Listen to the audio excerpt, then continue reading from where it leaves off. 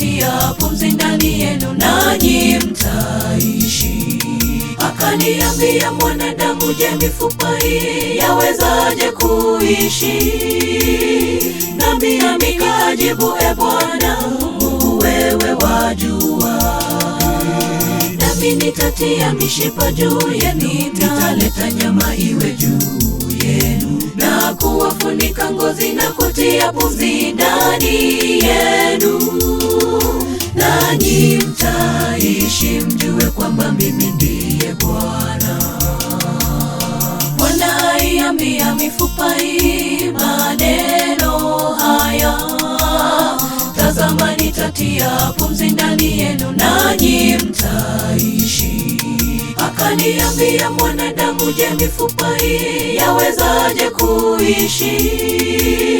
Nami nikajibu, e Bwana Mungu, wewe wajua. Nami nitatia mishipa juu yenu, nitaleta nyama iwe juu yenu, na kuwafunika ngozi na kutia pumzi ndani yenu, nanyi mtaishi, mjue kwamba mimi ndiye Bwana.